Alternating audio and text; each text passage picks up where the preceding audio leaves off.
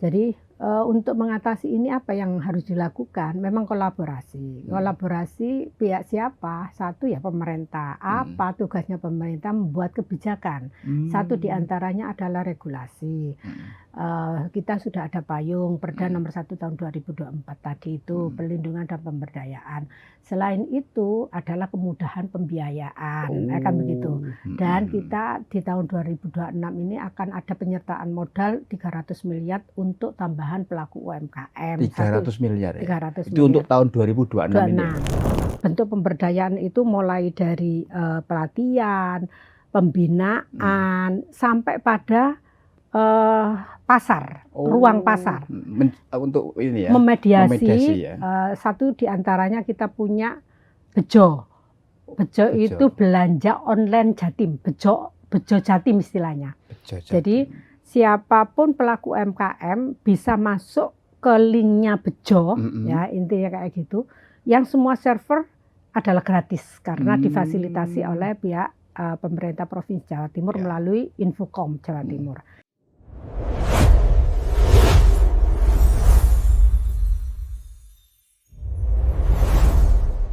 Assalamualaikum warahmatullahi wabarakatuh. Salam sejahtera untuk kita semuanya, Tribuners dan para pemirsa dimanapun Anda berada. Bertemu lagi dengan saya, Mujib Anwar, dalam podcast politik yang selalu ditunggu-tunggu, ngobrol bareng Dewan di podcast DPRD Provinsi Jawa Timur. Tribuners, digitalisasi menjadi keniscayaan dalam mendorong UMKM untuk naik kelas di tengah perubahan pola konsumsi masyarakat yang semakin berbasis teknologi. Nah, di Jawa Timur ini UMKM memiliki kontribusi yang sangat besar terhadap perekonomian daerah. Namun masih dihadapkan pada berbagai tantangan seperti rendahnya literasi digital, keterbatasan akses teknologi, hingga daya saing produk di pasar online. Kondisi ini, Tribuners, tentu menuntut adanya strategi yang tepat agar transformasi digital tidak hanya menjadi tren saja, tetapi benar-benar mampu meningkatkan kesejahteraan pelaku masyarakat, agar di ujungnya tentu bisa mensejahterakan masyarakat Jawa Timur. Untuk itu, kita di ngode ngobrol bareng Dewan kali ini akan membahas tema digitalisasi UMKM Jawa Timur, peluang dan tantangan di era ekonomi digital. Untuk membahas tema yang menarik tersebut sudah hadir bersama kita Ibu Hajah Ani Maslahah, SPD MSI.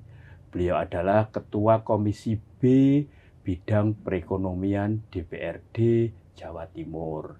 Mbak Ani ini politisi senior dari Partai Kebangkitan Bangsa.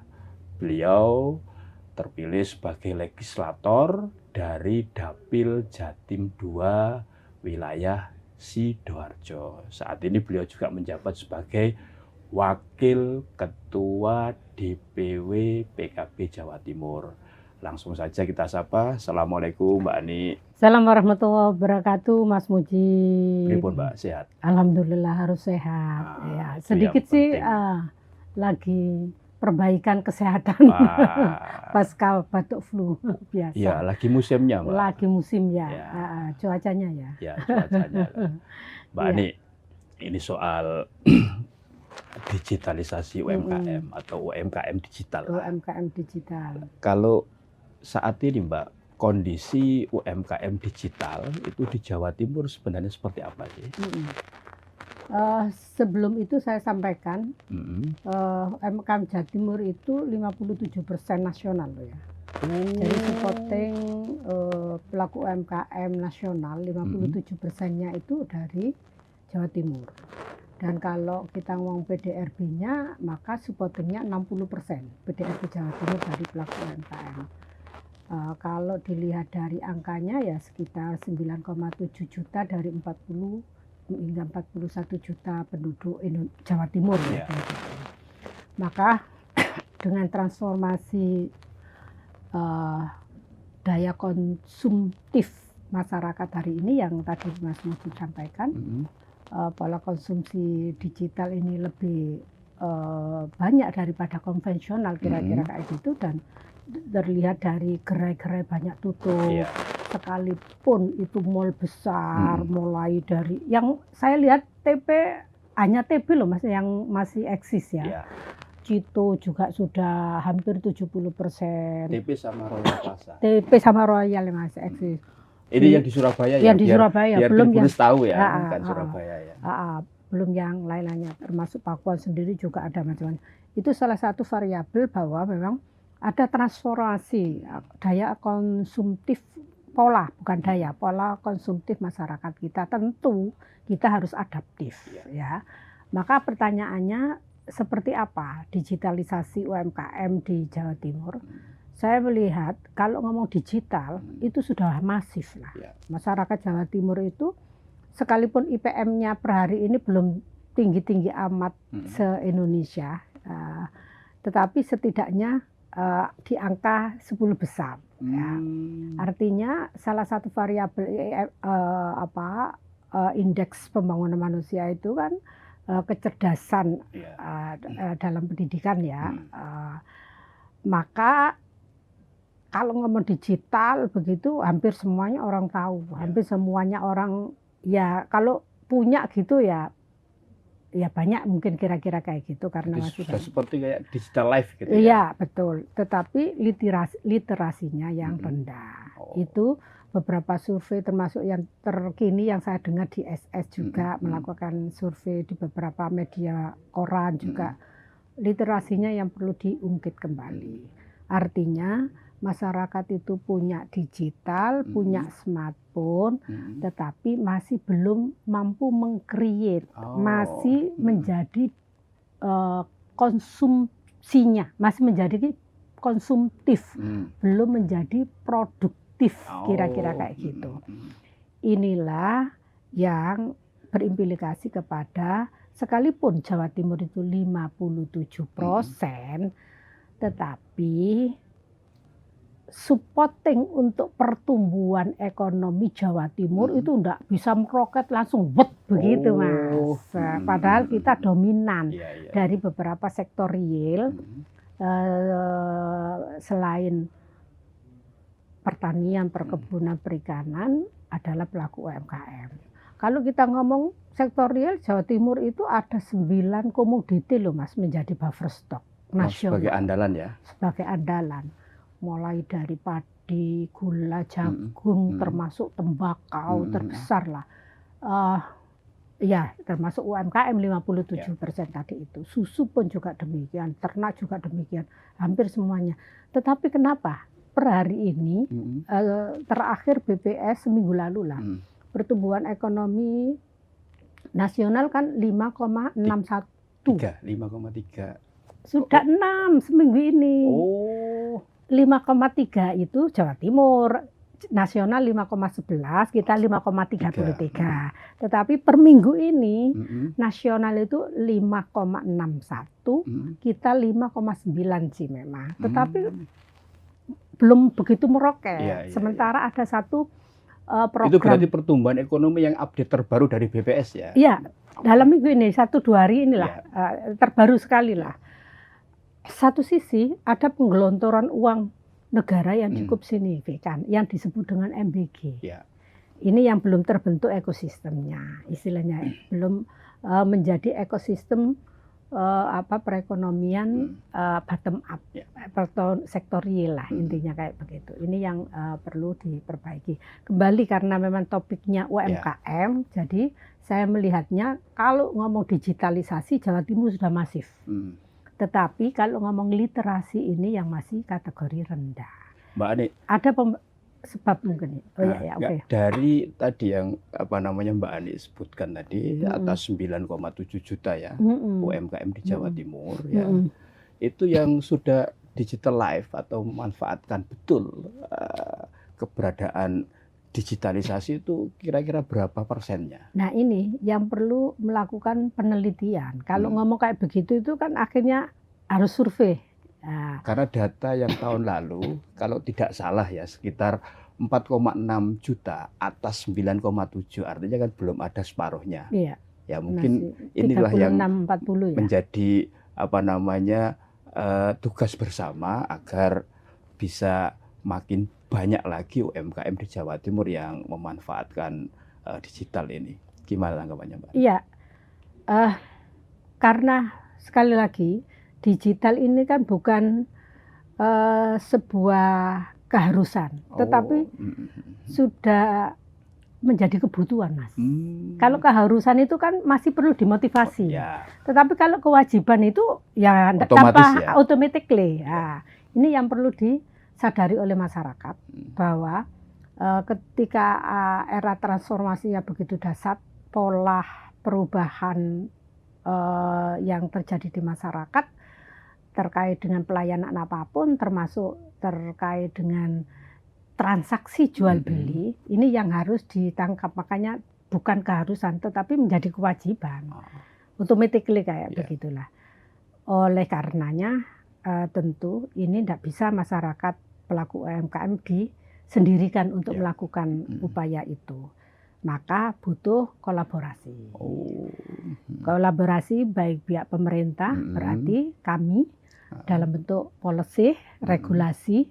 Kebetulan saya sampaikan kepada masyarakat Jawa Timur. Di Jawa Timur itu ada perda yang terbaru, perda perubahan Mas. Terkait dengan pelindungan dan pemberdayaan pelaku UMKM Jawa Timur. Perlindungan dan pemberdayaan pelaku UMKM di Jawa Timur. Perda nomor 1 tahun 2024. Nah, mungkin bisa dijelaskan Mbak isinya biar para pelaku UMKM dan Tribuners ini paham lah bahwa ternyata DPRD itu sudah membuat policy itu ya. Kebijakan terkait bagaimana pelaku UMKM ini bisa diberdayakan dengan adaptif, apa yang harus dilakukan, strategi apa yang harus dimainkan, kira-kira kayak gitu, agar supaya naik kelas yang berujung kepada peningkatan kesejahteraan, kira-kira kayak begitu. Itu sudah diwadahi dalam perda itu. Di antara isi bentuk pemberdayaannya adalah pemerintah memfasilitasi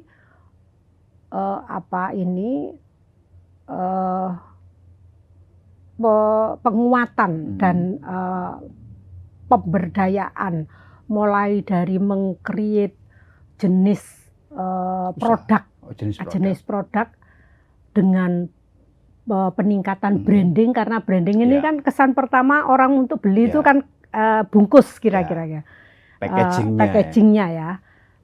Hingga sampai pada pola transaksi ya, dengan e-commerce yang harus difasilitasi tentu dengan bentuk pelatihan, karena apalah artinya ada alat tetapi mereka tidak mempunyai kapasitas untuk mengoperate, kira-kira kayak gitu.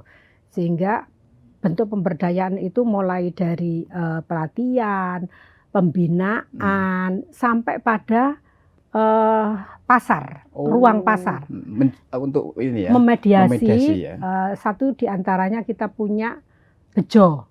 Bejo itu belanja online Jatim, Bejo Jatim istilahnya. Jadi siapapun pelaku UMKM bisa masuk ke linknya Bejo, ya intinya kayak gitu. Yang semua server adalah gratis karena difasilitasi oleh pihak pemerintah Provinsi Jawa Timur melalui Infocom Jawa Timur. Itu satu di antaranya. Termasuk kita punya lembaga Sofi yang ada di marketplace di Malang dan di Surabaya ada. Dan ada beberapa inkubator termasuk di beberapa dinas koperasi UMKM Jawa Timur, di mana mereka bisa hadir para pelaku itu kapanpun ada fasilitas fisik yang bisa diajarkan bagaimana cara mulai branding sampai menjual kira-kira kayak gitu itu difasilitasi dalam bentuk perda dadi. Jadi bentuk pemberdayaan. Jadi bagaimana misalnya pelaku UMKM itu meng-create hasil produksinya sampai pada kejual kira-kira kayak gitu. Tentu dengan memanfaatkan digitalisasi, salah satunya adalah menggunakan AI. Ada itu. Sehingga ada program lagi itu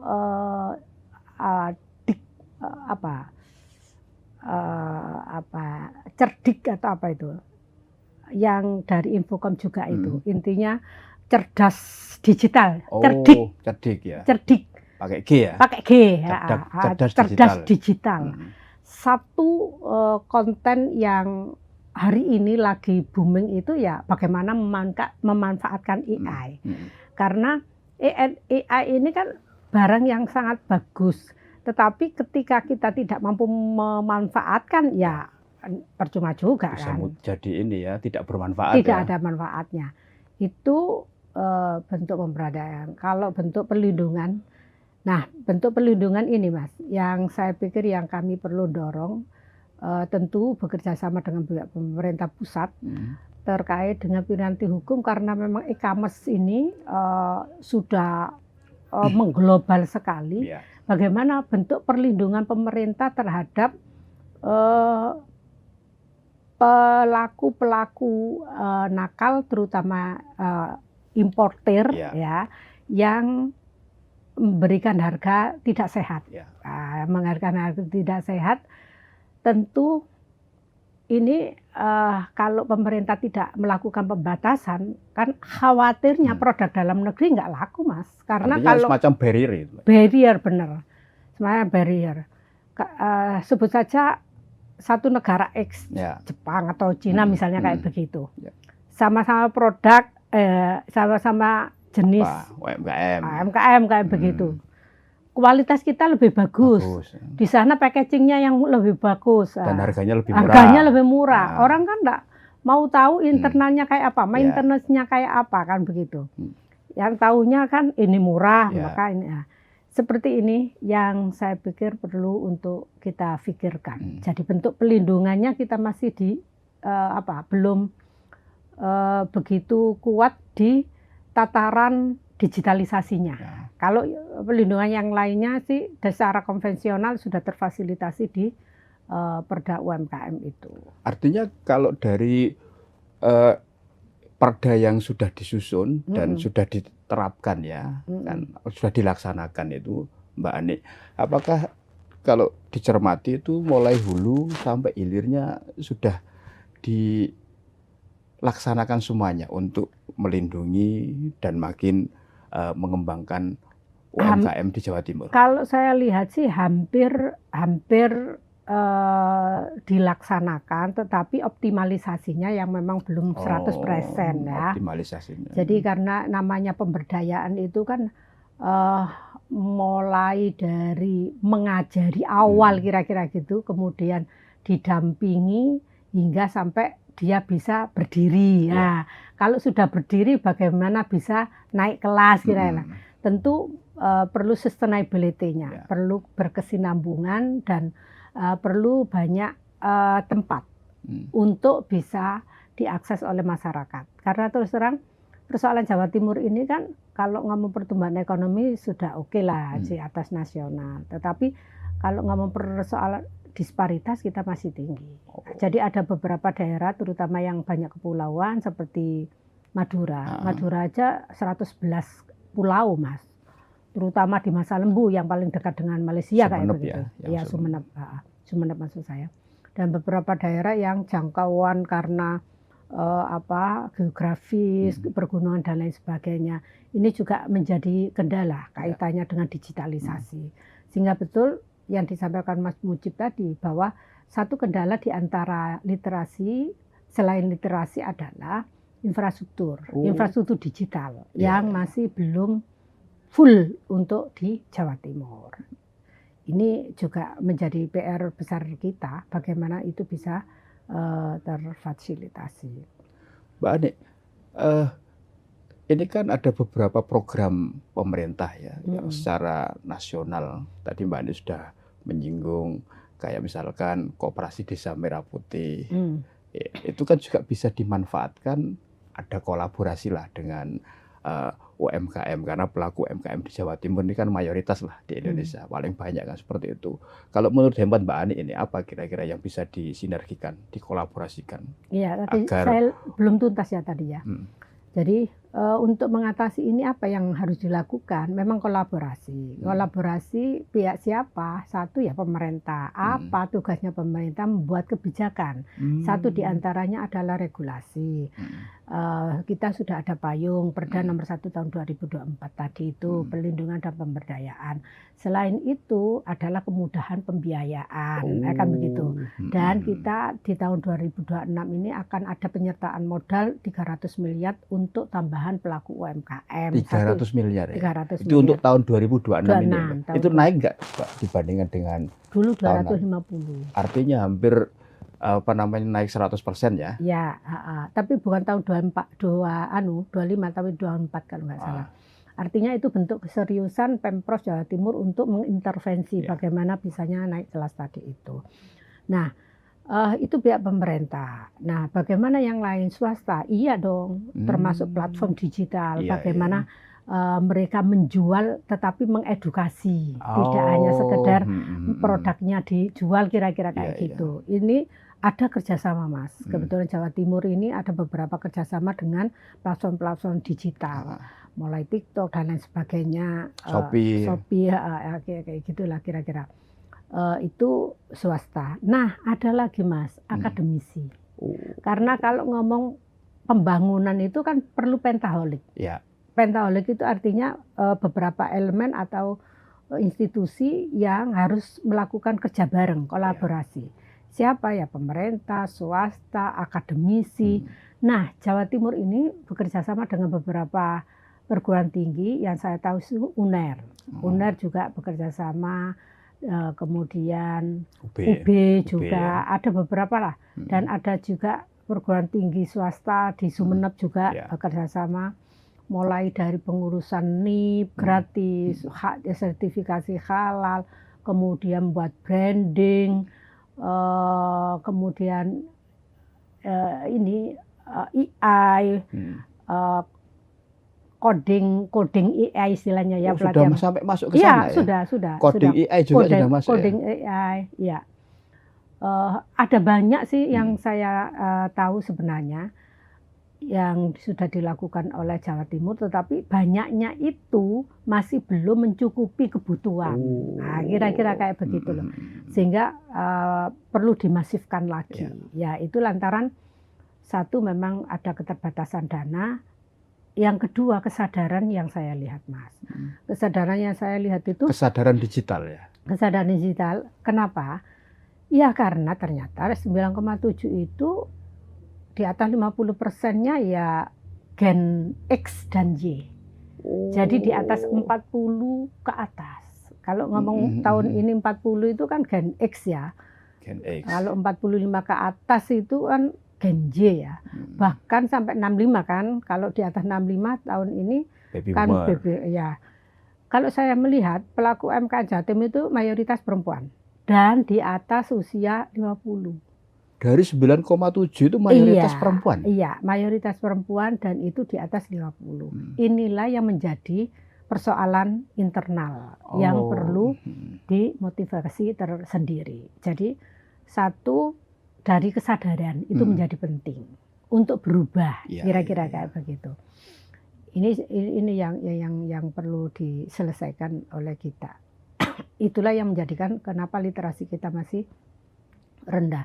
Jadi akademisi, yang selain akademisi ya pihak swasta swasta yang lain kita tahu bahwa ada undang-undang tentang CSR, Ya. itu yang bisa dimanfaatkan untuk penguatan-penguatan pelaku UMKM juga sih, yang saya lihat seperti itu. Mbak, ketika pelaku UMKM itu didominasi oleh Gen X sama Gen Y ya, kan seperti itu. Sementara konsumennya ini kan sekarang itu kan mulai alpha sudah sangat digital life loh. Alpha, terus Gen milenial ya, Gen Z kan seperti itu. Nah, ini bagaimana biar paling tidak tumbuh pelaku-pelaku UMKM baru selain ini Gen X sama Gen Y, milenial lah kan seperti itu, atau Gen bagaimana membangkitkan Z, ya, untuk membangkitkan itulah kan regenerasi kan ini pelaku, penting nih, iya. regenerasi pelaku UMKM ini, iya. agar semakin jadi backbone perekonomian di Jawa Timur. Salah satu kenapa akademisi tadi itu diajak untuk bareng, termasuk ada kita program Job Millennial Center, ya, bagaimana mengumpulkan para talent muda ini untuk ekonomi berbasis digital lah kira-kira kayak begitu. Siapa yang pintar mendesain, siapa yang pintar membuat begitu ya, Mas, maka sesuai dengan kapasitas masing-masing yang itu bisa didelegasikan ketika UMKM mana, kelompok mana perlu lakukan pelatihan, perlu penguatan, maka dia diterjunkan kayak begitu. Nah, ini kan anak-anak muda. Betul. Maka dengan adanya banyak tampil muda, ini ya besar harapan menjadi penyemangat bagi masyarakat muda, kelompok milenial tadi itu untuk bisa. Yang kedua, Jawa Timur ini sekarang lagi berproses salah satu bidang ekspansi bidang di Disbudpar adalah bidang kriya. Kriya itu kan hasil karya yang hari ini karena digital lebih kepada digital. Bagaimana menjadi koreografi, bagaimana menjadi desainer ya kayak begitulah kira-kira. Jadi bekerja melalui digital kira-kira kayak itu, dan dengan produk digital juga. Ya, produknya itu produk krianya itu kriya digital lah kira-kira kayak begitu. Sehingga kalau ngomong pelaku UMKM itu kan beberapa jenis ya. Kalau Mamin mungkin sudah ibu-ibu kira-kira kayak gitu. Kemudian kalau sifatnya konvensional yang konvensional itu sudahlah baby booms sama Gen Y misalnya kayak begitu. Kemudian kaitannya dengan fashion mungkin Gen X ya kira-kira gitu. Maka digital kriya digital ini bisa Gen Z, milenial, kira-kira kayak begitu. Hari ini banyak sih Gen Z, Gen Alpha yang sudah mampu membawa cuan dari produknya. Sebut saja TikTokers, sebut saja Instagram, ya kan? Selebgram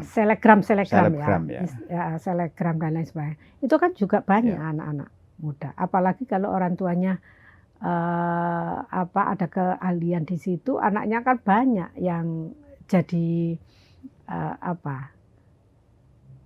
sumber-sumber cuan lah. Tapi yang sering kali jadi. Dan itu bagian dari kriya, Mas. Oh, bagian dari kriya ya? Bagian dari kriya. Afiliator juga apakah bagian dari kriya? Iya, betul. Afiliator, selebgram, TikToker, bagian dari kriya.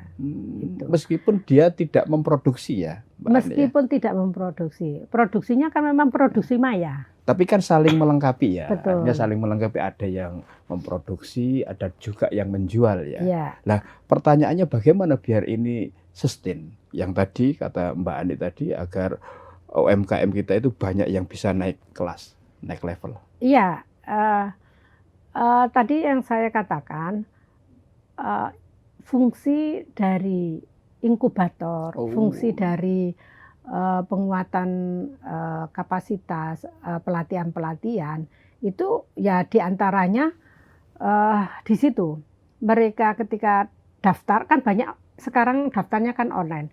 Di situ ada assessment awal, apa kemampuannya dia. Maka sesuai dengan kapasitasnya ini dikelompokkan, istilahnya kayak gitu. Kemudian baru pemerintah itu memberdayakan di sisi apa yang menjadi kelebihannya dia itu. Maka dari beberapa kelebihan inilah bisa dikolaborasi. Nah, forumnya itu di MGC itu. MGC itu adalah forum mengkolaborasi dari berbagai anak muda yang punya talent berbeda, Mas. Makanya daerah Trenggalek butuh apa? Butuh membuatkan konten di TikTok. Nah, maka cukup di Job Millennial Center tadi itu diambilkan siapa yang kemampuan itu. Ternyata tidak hanya butuh konten, tetapi butuh branding. Maka mereka mengajak pemerintah memfasilitasi. Kira-kira kayak begitu. Yang jadi bridging berarti siapa ini, Bu? Pemerintah. Tetap pemerintah ya? Pemerintah, tetapi kerjasama dengan beberapa pihak, termasuk perguruan tinggi tadi itu. Tapi dari hasil ini, Mbak Ani, kan ini kan sudah berjalan ya, program-program yang sangat pro UMKM dengan mengadaptasi perkembangan teknologi digital, bahkan yang terbaru itu soal artificial intelligence kan juga tadi sudah dimasukkan juga. Apa ini agar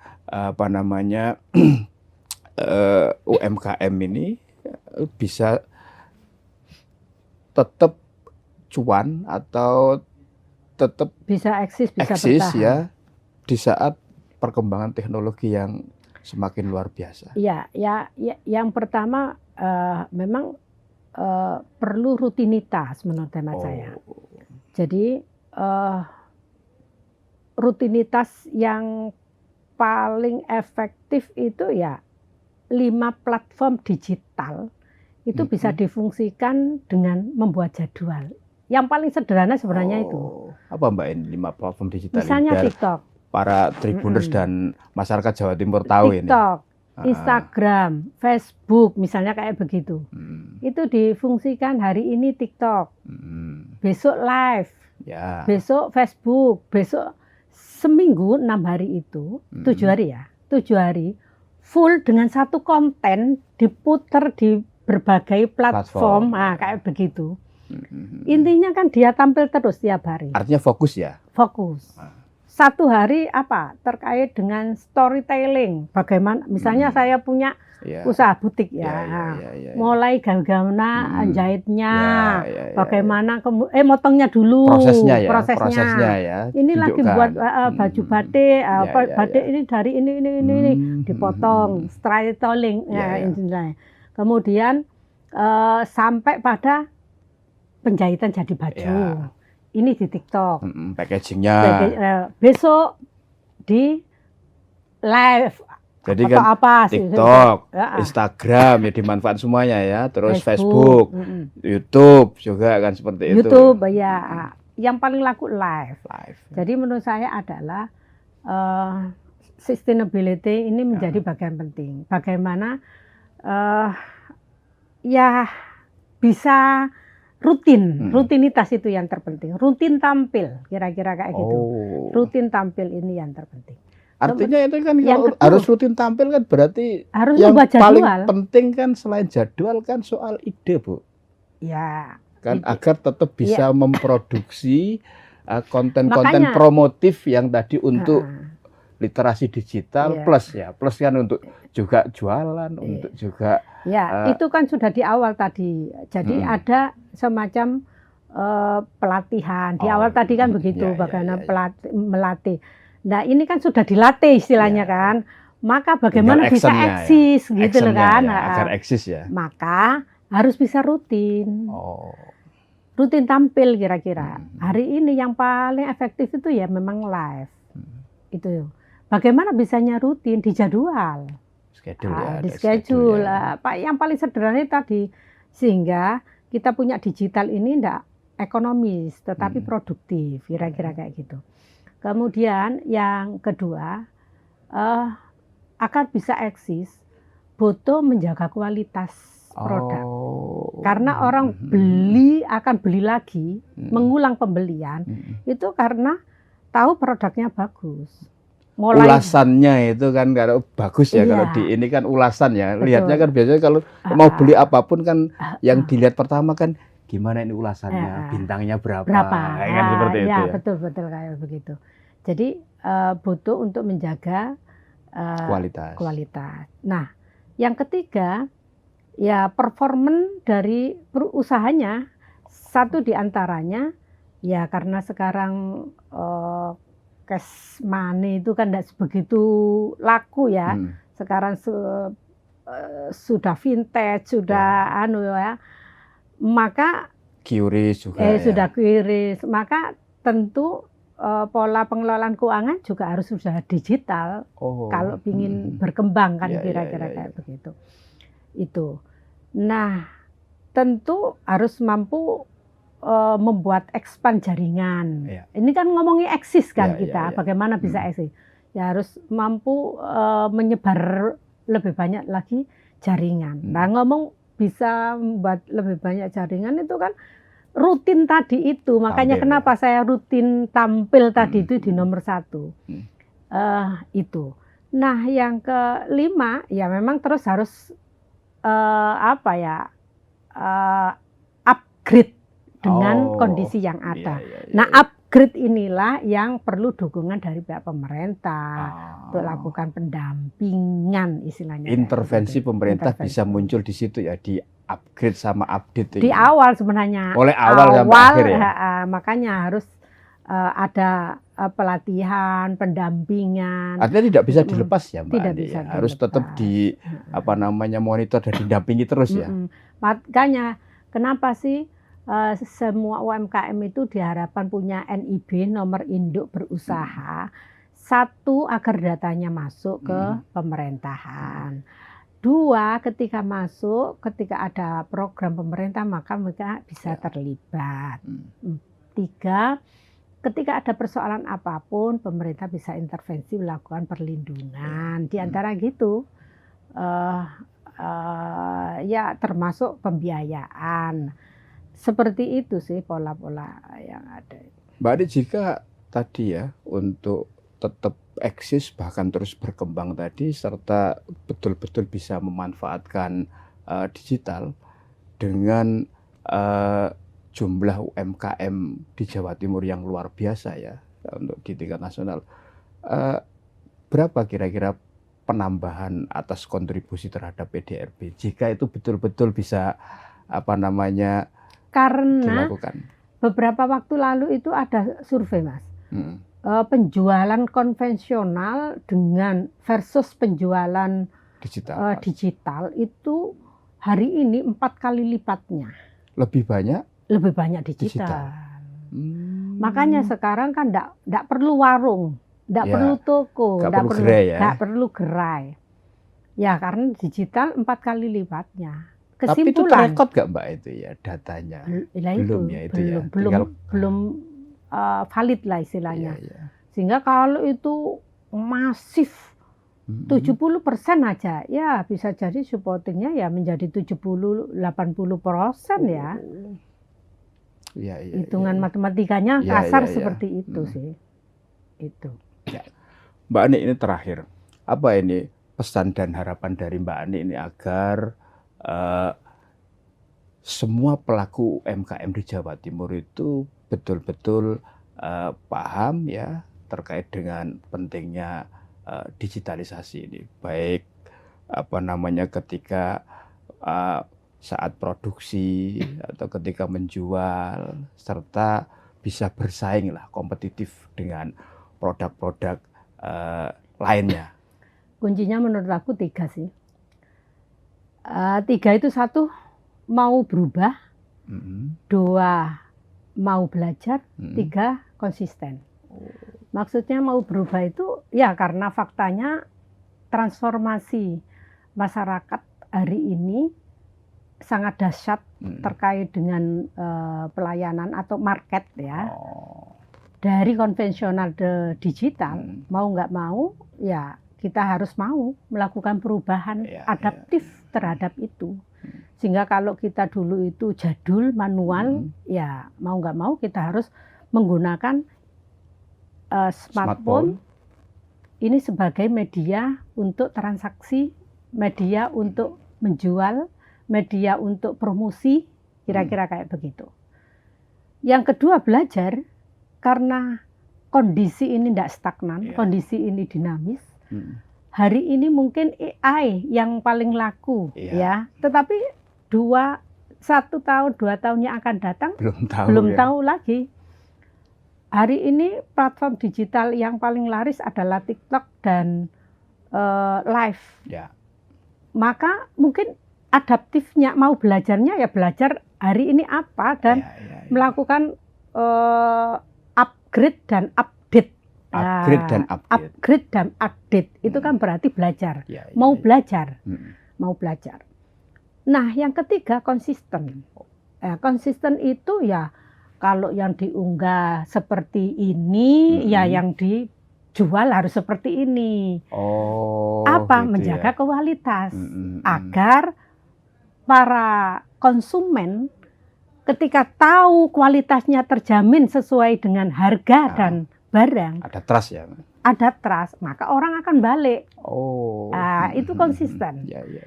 Jangan sampai kan wegahnya kita itu kan antara gambar dengan fisik ini enggak sama. Beda, ya. Sehingga akhirnya ya orang setelah beli getun kira-kira. Kalau sudah getun ngomong ke pihak lain temannya, dia enggak akan mau beli juga, kira-kira kayak begitu. Apalagi kalau nanti reviewnya jelek. Maka itu akhirnya kan review ya orang. Mau bintangnya berapa? 0 atau bintangnya hanya 1. Tentu ini kan berpengaruh karena kita ini mau makan aja lihat bintang kok. Reviewnya kan lihat reviewnya, bintangnya berapa. Kalau bintangnya 5, pasti digandrungi kira-kira kayak gitu. Di madhab review itu sekarang menjadi penting ya? Penting. Jadi promosi dapat, kemudian selalu update. Review kan begitu. Ketika reviewnya bagus, tentu orang akan itu. Nah, dengan adanya 3 hal itu menurut sama saya, maka pasti akan berpengaruh kepada peningkatan produktivitas. Karena bukan tuntutan, ya karena ada naiknya penjualan. Ya, mau nggak mau kan ekspansi. Kalau sudah ekspansi, penambahan produktivitas, ya mau nggak mau kan naik kelas. Kalau sudah naik kelas, ya mau nggak mau ya profit bertambah, sehingga peningkatan kesejahteraan akan semakin bertambah juga. Nyambungnya kan seperti itu. Jadi menurut saya kok kuncinya ya hanya 3 saja sih. Artinya UMKM itu salah satu jalan ya untuk lebih meningkatkan kesejahteraan masyarakat ya. Oleh karenanya pesan saya 3.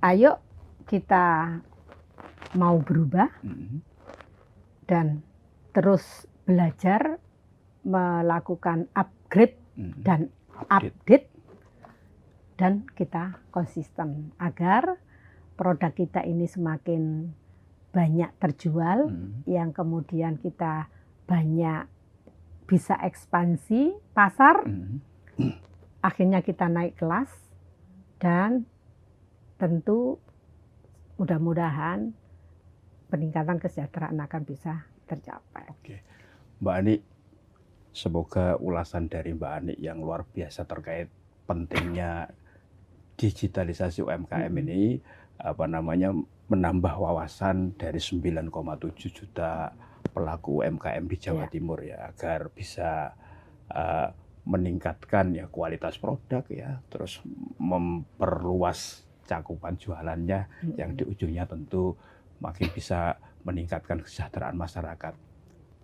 Baik, Tribuners dan para pemirsa dimanapun Anda berada, demikian tadi ngobrol bareng Dewan bersama Ibu Hajah Ani Maslahah, SPD MSI, Ketua Komisi B Bidang Perekonomian DPRD Jawa Timur, yang mengulas digitalisasi UMKM untuk membaca peluang dan bagaimana menghadapi tantangan di era ekonomi digital. Tetaplah setia bersama channel YouTube Harian Surya Tribun Network untuk melihat bagaimana program-program kinerja dari para legislator di DPRD Provinsi Jawa Timur. Saya Mujib Anwar undur diri. Assalamualaikum warahmatullahi wabarakatuh. Salam sejahtera untuk kita semuanya dan cintailah produk-produk UMKM di Jawa Timur.